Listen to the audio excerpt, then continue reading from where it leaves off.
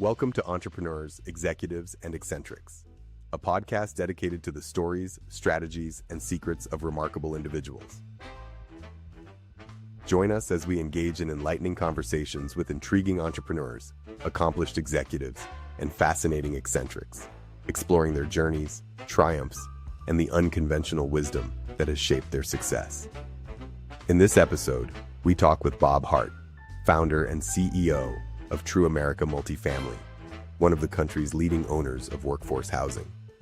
We discuss how he built his real estate career from a small duplex to a 65,000-unit portfolio, why he focuses on the missing middle, and what decades of market cycles taught him about risk, judgment, and staying disciplined. Hello, Bob. Tell me who you are and what you do. Hi, Scott. My name is Bob Hart. Today, I am the founder and CEO of TruAmerica Multifamily, one of the leading owners in the United States in workforce housing. We cater to the renters by necessity. We've aggregated a portfolio today of 65,000 apartments around the United States in about 16 states and about 30 cities. And we concentrate in areas of the highest housing demand where renters are renting for longer periods of time because they rent out of necessity due to affordability. Yeah, many people, but a lot of builders went high. They went to the luxury. A lot of builders went low. They went from the kind of the low income Right. market. Not you. They're like, no. I want to go for the people, the working human who needs a place to live, who has to have a place to live. That's a Right. thesis. Where did that thesis start and where did it come from? Well, we call it the missing middle, Scott.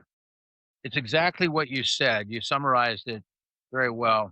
Most new housing is built for the renter by choice because housing is very expensive to build and the developer needs to get a certain level of rent in order to make the numbers work. If the numbers don't work, no one's building housing.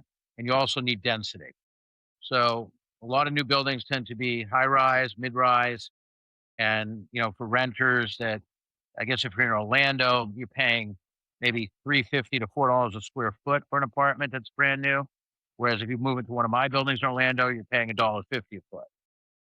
And then we have the other end of the market, which is subsidized housing, typically low-income housing tax credits.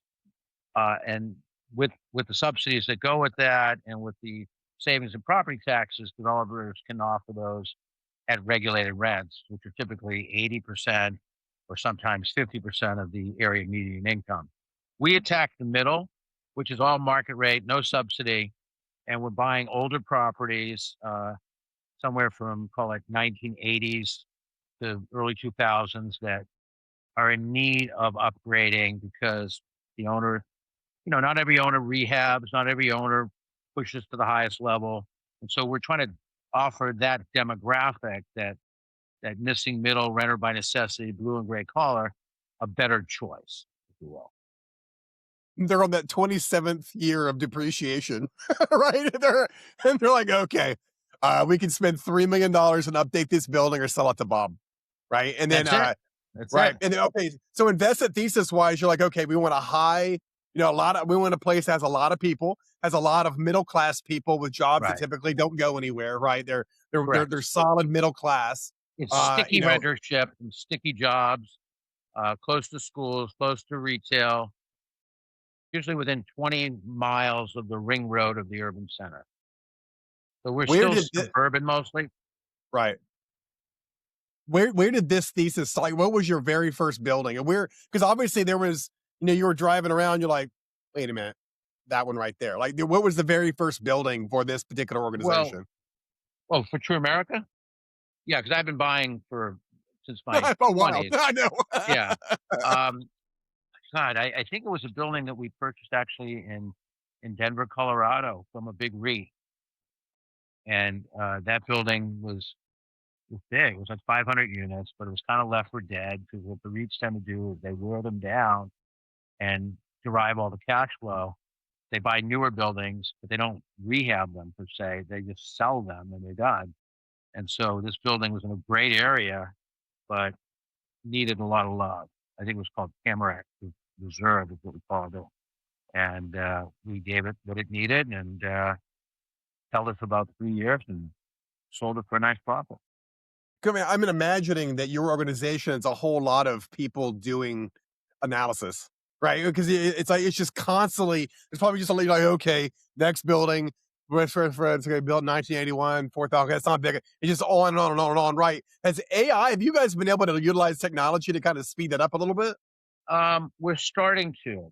The truth is, you're right about. I would say of the 100 staff members we have, not counting accountants, about 30% of the workforce is doing analysis. They're either doing portfolio analysis on how the properties are performing, because when we can inform our acquisitions team through our own portfolio of daily what rents are, how markets are doing, that makes the acquisition more precise. Because the truth is you're really buying on the margin of return, and so there's very little room for error. Okay, so $100 per month increase post rehab is meaningful in this demographic.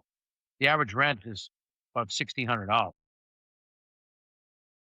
And you're going up 7% in a We're single going up whatever. 7 to 10% based on adding better kitchens and baths, more amenities, and just cleaning up deferred maintenance that the tenant's not going to pay you for. No one pays you for a roof that doesn't leak or plumbing that does, it has to work.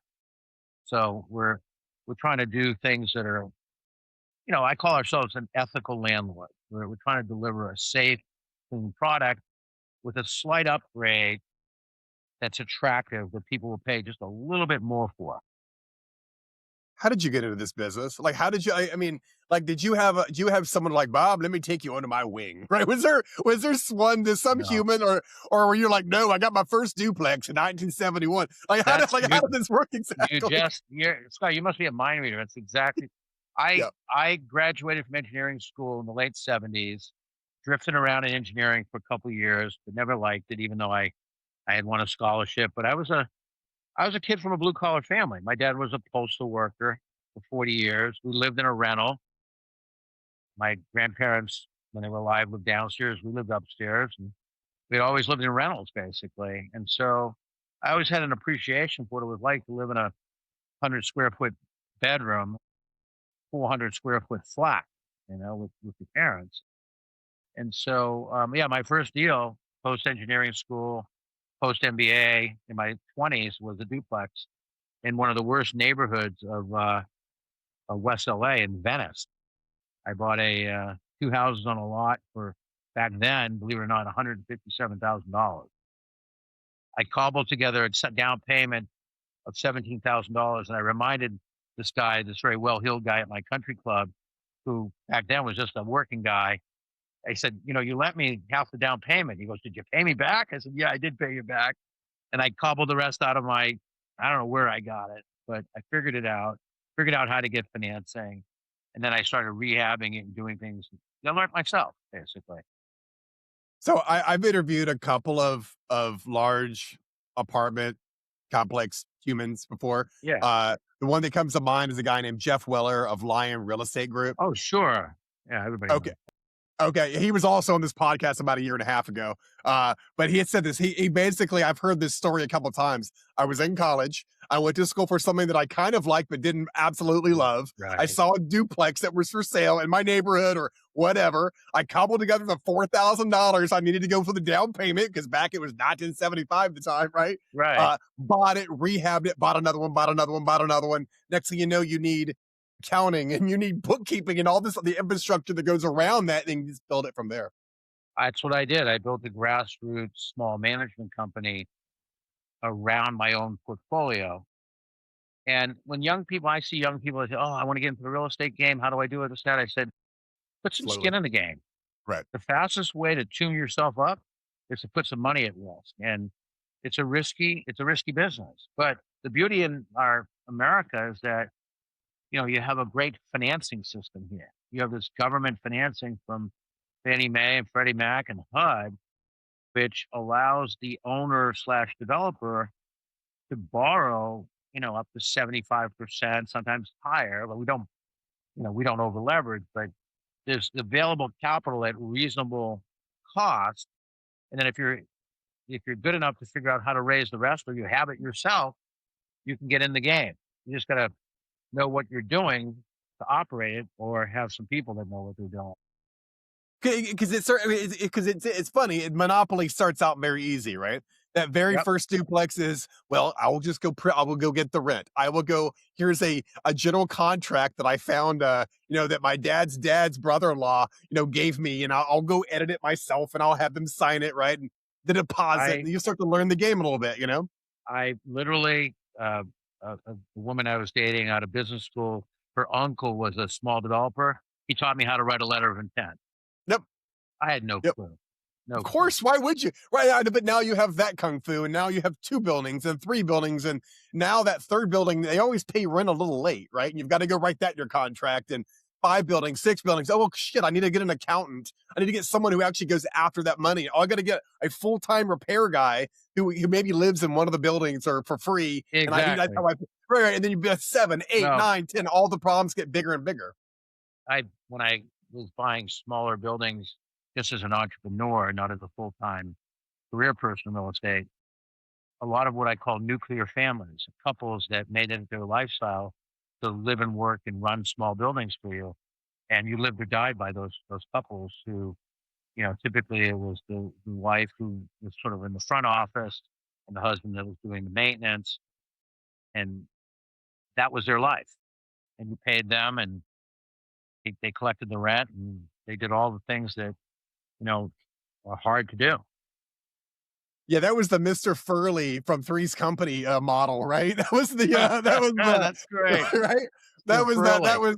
that was our or there was another couple, right? Where and then that but that's probably typically the Garden of Parma. It's 20 units, 15 units, right?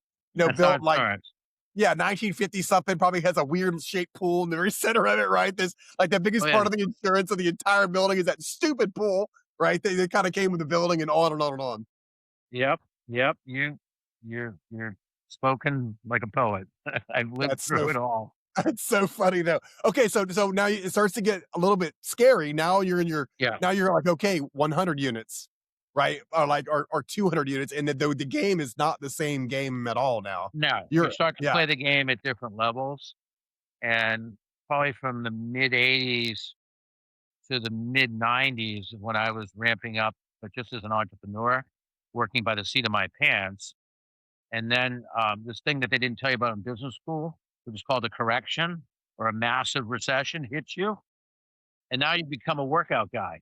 Okay, now you're trying to figure out why aren't people paying me rent, and why is my loan coming due, and I can't find a new one. So the best way to learn is through the dark days. The up days are easy compared to the dark days, and you learn the most during the dark days. what year was that first downturn? My Where first everybody learns down their lesson. Yeah, What year was that? my first downturn was, the RTC crisis in the early '90s when the thrift and loans were coming apart, starting with the deregulation of the '80s. A lot of banks that just, were undercapitalized, and then in Los Angeles in of itself, there were other structural problems because you had an earthquake in '94, you had the O.J. Simpson thing, you had the Rodney King riots, you had the loss of aerospace jobs through the fall of the Berlin Wall. So in Los Angeles, where I am, the early '90s were a vicious period. Yeah, I bet it started out with a lot of players, and then there was like 6 players. Exactly. I mean, the people that made the money in those days were people like the Bass Brothers and GE Capital that teamed up to buy banks and distress loans, and they were buying the actual real estate at 15 cents on a dollar. That's where the fortunes were made. Fortunes are always made on the inflection point of cycles. Me, I I was have a trying to keep I was trying to keep my head above water so right. I wouldn't drown. Right. Yeah, so my theory on that is true, but my theory is those people were able to do that because they got their money from another area unrelated to real estate, right? Typically, it came from something Yeah, else, from energy, from right. banking, from family, and so forth. I Not you personally though. never had that luxury. The ship that you were on, right, is the same ship that was paying you, is also the same ship that had holes in it back Yeah, in like 92, like savings alone, all the kind of stuff that went up, in that time but period. I wouldn't have traded that time for anything because that's what has informed the rest of my career to better understand, when you're using capital, to use it judiciously, do not over leverage, and don't bet on red. Okay. Sprinkle it around. And what I do is I want to make other people, other institutions money so that I can make money. It's a win-win.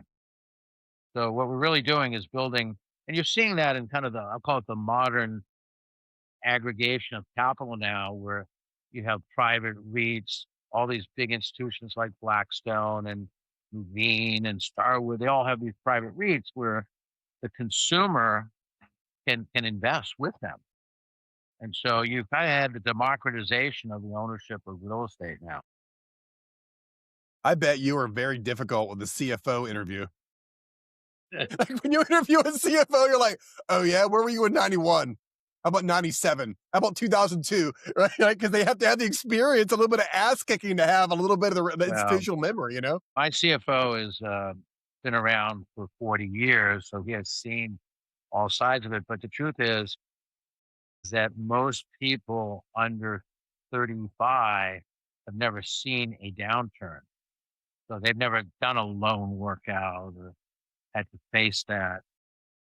The markets, other than maybe the tech bubble of the early 2000s, have been pretty good. And even the great financial crisis was very short. So the Everybody's house, a financial genius when everything's going up. Oh, everybody, they're coming out of the woodwork. Let me well, sell you a course or read my book. Oh, yeah. Has it been a bull market for 20 years or 15 years? Congratulations, you're amazing. But it's when you survive a downturn because you've seen it, right? Like, did you like I remember growing up in the 90s where my friends' parents were losing their houses left and right because there was no jobs in Houston. The oil market blew up and all this stuff was happening at the same time. yeah. And Houston was a good example of it was kind of a one horse town for a long time. Now it has a much more diversified economy. But you have those issues as well, where a town like Houston relies on energy, and developers, when it's good, are building, building.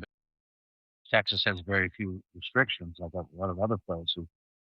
So, now it's become a more scientific game. I mean, there's still a lot of entrepreneurs, but now we're using AI to help set rents. We're doing offshoring of accounting to India. There's a lot of new things that are helping to make the business more efficient, and a lot of tools available that weren't there 20 years ago.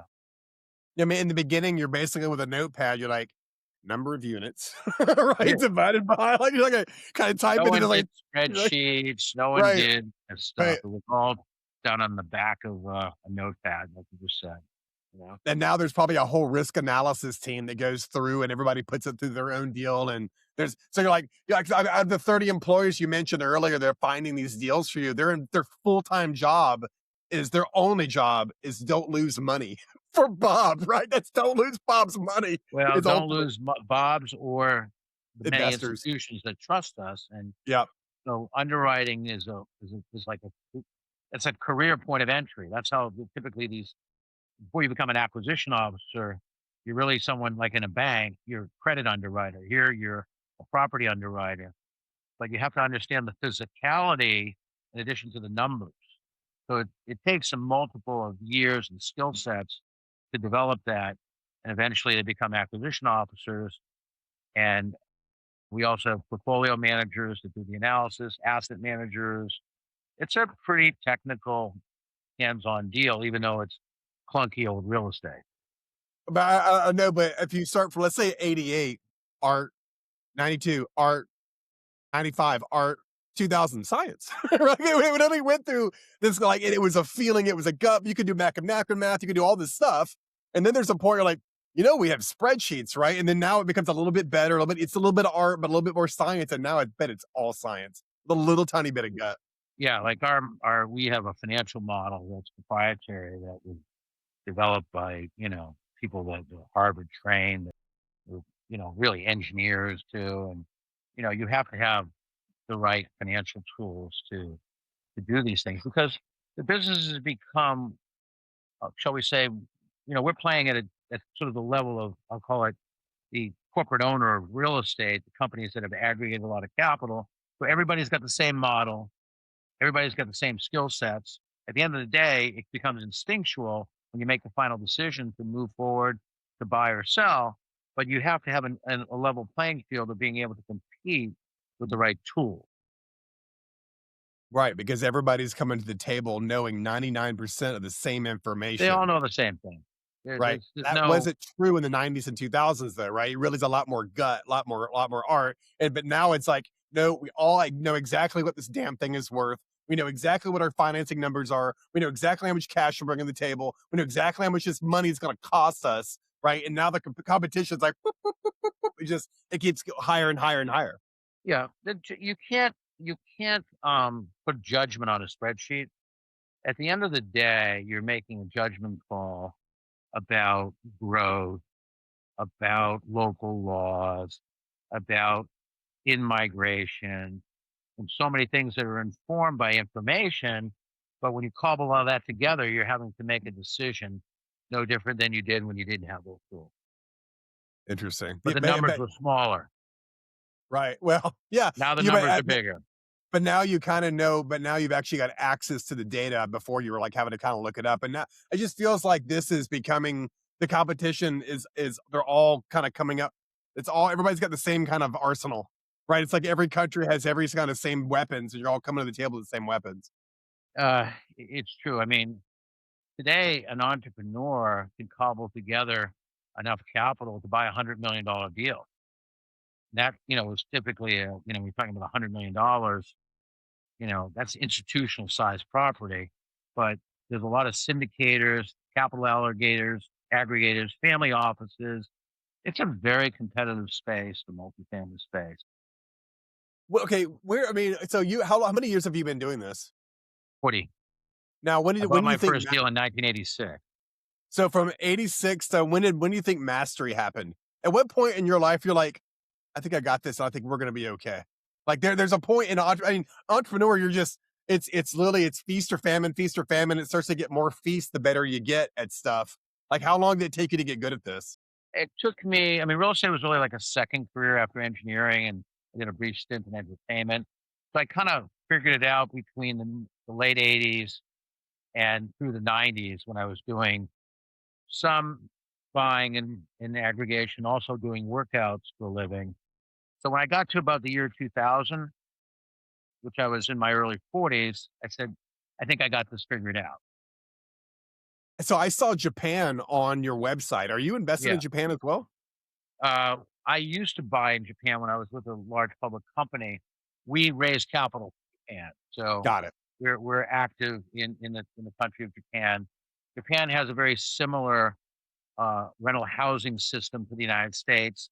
They understand the concept of multifamily, and their investors tend to be global. And because interest rates have been so low in Japan for so long, the yields are lower. So they look to foreign investment to create yield for themselves. So Japan has been a great place to raise capital. I have invested in there, but not in this iteration. And it's a wonderful place to do business. Are you sticking mostly to the US though? Are you looking in any other countries currently? We're not at this time. We're still conquering the United States, which is a huge rental market and a big country with Right. a lot of disparate ownership. The one thing great about the business, it's not an oligopoly. There's a lot of real estate in private hands, and private hands, doesn't necessarily manage it to the highest level. So if you can aggregate and find opportunity, you can make money on the margin by owning enough of it. Okay, this is a selfish question. Yeah. This is directly related to my 18-year-old son. If you were 18 years old right now, today, and you had an understanding of the world in the way you do right now, what would be the first thing you would do? What direction would you go in? Um, Depending on you mean career direction or Sure. Just what would you do if you were 18 today? boy, I'd have to look back on it, but I'd probably, if I had the skill set, or I don't know what your son's skill sets are, I'd probably learn something technical today. I'd probably do what I did was go into engineering, which is a great foundation, a great jumping off point for me personally. I think you can learn a lot in banking today because you get to see how companies operate. You can learn a lot from accounting too. There's a real shortage of accountants right now. So I think it's important to develop a foundational skill set. No one becomes a real estate entrepreneur, out of school typically. It's something that takes years, I think, to do or to become a master in anything. It just takes a long time, and I think this foundational skills are necessary. Knowing how to run numbers and interpret numbers is super important. So when I was a kid, my dad was an entrepreneur. He'd be driving me to school at like 12, 13 years old. And he'd point to a business and he'd actually ask me to break it down. He had done it several times. So almost on a daily basis, he'd ask me to go break the gas station down. He'd ask me to go break down the dry cleaner, like how much per Really? hour do you think they're getting paid? That was I literally love until I was that. almost 15, 16 years old. I've been doing that with my son since I think he was like 14 or 15. I'm hoping he'll go into the entrepreneurial direction, but we shall see. Yeah, I mean, it's something that I don't think kids wake up. I mean, doing that. I mean, I was always somewhat entrepreneurial, more out of necessity because of the way I grew up. I mean, I put myself through college running around the Boston area in an ice cream truck during the summer to My pay for God, that's school. awesome. So when you hustle, you learn, right? Yeah, yeah, for sure. That's I know, but that's a self-made human. I've definitely met, in my lifetime, I've met a ton of sons, as we call them in Texas, which is when I was 17, I started with a small pile of $11 million. And then said I grew that to 100 million. And look what I have today, Yeah, son. Not you, like ice yeah. cream truck. Ice cream truck for 100 days straight from the beginning of June to just after Labor Day. And yeah, from like in those days, there were a lot of housing projects. So you would go call on. That's what people would do. They'd come out of their housing project. It was so hot, no air conditioning, and they'd buy ice cream or some sodas or that kind of thing. And you just hustle. And trust me, Bob you Hart. weren't the only one doing it. You had to out Yeah. hustle other guys. Right, I did. There's those four other trucks out there, and it's not exactly a monopoly. Bob Hart, we're out of time. I'm really glad you exist, man. You're a very Thank interesting you. human, and I'm glad that you did it. You made it, and you did it well. I really enjoyed talking to you, Scott. I really enjoyed listening to your podcast, and I appreciate you having me on as a guest.